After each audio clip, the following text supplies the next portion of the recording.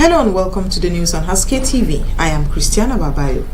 Today we will begin with Taraba State, where Governor Abu Kefas on Friday presented checks of 100 million naira each to the 16 local government chairmen of the state for the implementation of the Kefas Local Coordinated Project 2026. The checks presentation ceremony took place at the ESCO Chamber, T.Y. Danjuma House, Jalingo, and was attended by top government functionaries from across the state. Haske-Tv correspondent Sani Zakarila was there and now reports. Presenting the check to the council chairman, Governor Abu Kefas described the initiative as a strategic move aimed at accelerating grassroots development, strengthening local governance, and ensuring that the dividends of democracy reach the communities at the ward and village levels. Dr. Kefas said the decision to delegate responsibility to the local chairman was driven by the need to reach the poorest and most unreached people in the state. According to him, local government chairmen are the closest to the people and are therefore best positioned to make the meaningful impact in their respective communities. Let me commit you to responsibility, and that is why I ask you to come out with your budget, projects, but the peace, or the fragile peace that we are enjoying, make sure that it does not break. You have to unite the people. You have to fish out people that are going to cause problem and then hand them over to the security agents. You must be firm. You must be deliberate. You must take charge. The governor disclosed that each local government will receive 100 million naira, urging the chairman to prioritize the renovation of primary and secondary school, promote security, and improve the welfare of the people. He further charged them to uphold transparency and accountability in the use of the funds, stressing that his administration wants the people at the grassroots to truly feel the presence of governance. I'm going to give every local government 100 million naira.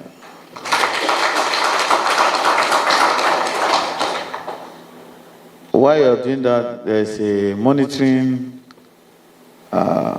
committee that will also be overseeing some of the things that you're doing and be reporting, so that we'll be working in synergy.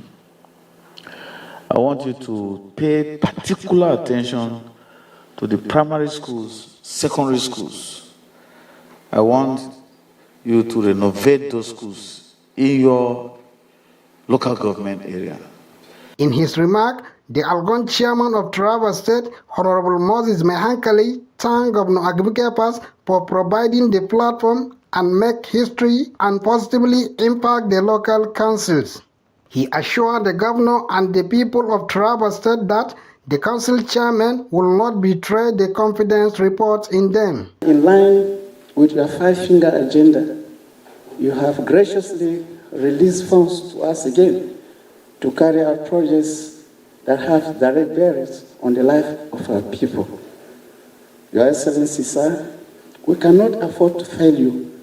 We surely succeed because we will follow your footprints. Also speaking, the Permanent Secretary, Bureau for Local Government and Chieftaincy Affairs, Engineer Godfrey Dame, said the state government had directed council chairmen to prepare budget estimate as part of effort to ensure effective project implementation at the grassroots. In line with his five fingers transformative and developmental agenda, to move Taraba State forward.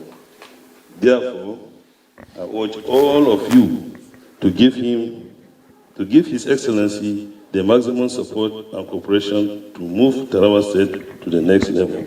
With this development, Governor Kepas has once again demonstrated that his administration is committed to inclusive development and has the welfare of grassroots communities at heart. Zachary Sanilo, Haske News. The federal government is set to convene a National Economic Council conference aimed at strengthening economic coordination and accelerating inclusive growth across the country. The two-day conference will hold on Monday and Tuesday, February 9th and 10th at the banquet hall of the Presidential Villa in Abuja. Vice President Kashim Shettima, who chairs the National Economic Council, will preside over the summit, which is expected to bring together governors of the 36 states, key federal officials, development partners, and private sector stakeholders. According to a statement signed by the Senior Special Assistant to the President on Media and Communications, Office of the Vice President Stanley Nkwocha, discussions will focus on fiscal coordination, investment mobilization, and shared development strategies between the federal and state governments. The conference is being convened by the Minister of Budget and Economic Planning, Senator Abubakar Bagudu, and is expected to produce policy directions aligned with the federal government's long-term economic agenda. The federal government has commissioned newly renovated accommodation for corporals and other lower-ranked soldiers at the Gingia cantonment in Sokoto State. The Minister of Defense, Christopher Musa, who commissioned the project, said the renovation underscores the government's commitment to improving the welfare of Nigerian Army personnel, particularly those serving in operational areas. Speaking at the event, the minister also noted that the non-commissioned officers play a vital role in the effectiveness of the armed forces, adding that improved living conditions boost morale, discipline, and operational success. The refurbished quarters now feature modern facilities, improved ventilation, and enhanced security, and are designed to accommodate soldiers and their families. Kebbi State Governor Nasir Idris has welcomed the federal government's decision to reopen the Tsamia land border between Nigeria and Benin Republic. Governor Idris said the state government is ready to collaborate with the Nigeria Customs Service and other security agencies to ensure that the reopening does not compromise national security. The Comptroller General of Customs, Bashir Adeniyi, announced that President Bola Tinubu approved the reopening of the border following concerns over the economic hardship caused by its prolonged closure. Addressing stakeholders in Kebbi State, Adeniyi said the reopening will be guided by strict security protocols to prevent criminal activities. He disclosed that Nigeria is strengthening ICT-based interconnectivity with customs administration in Benin Republic and Niger Republic to ensure transparency and effective monitoring of trans-border trade. We will now take a short break at this point, and we will continue when we come back. Please stay with us.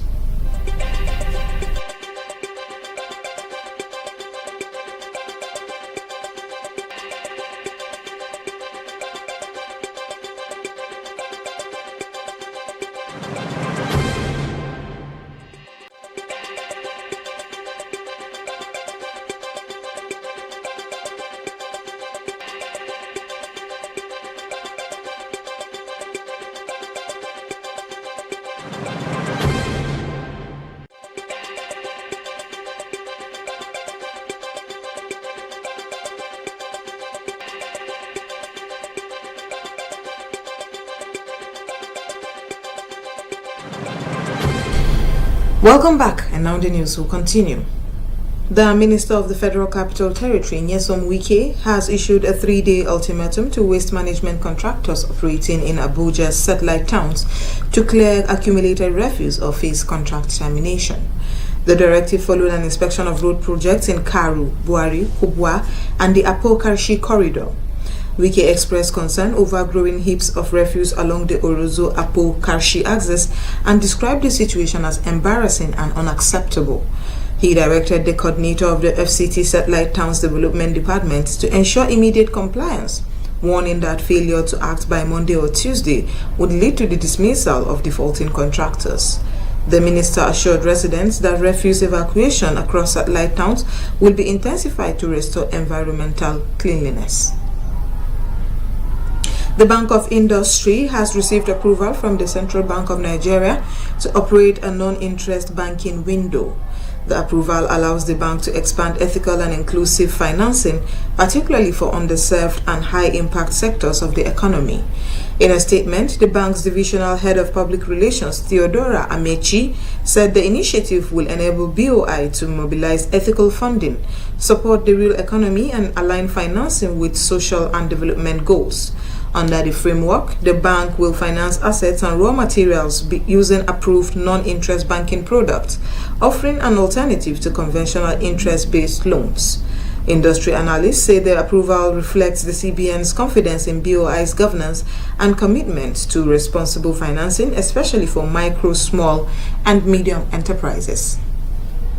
And that's all we have on the news on Haske-Tv. Stay tuned to our subsequent programs. On behalf of the production crew, thanks for joining us.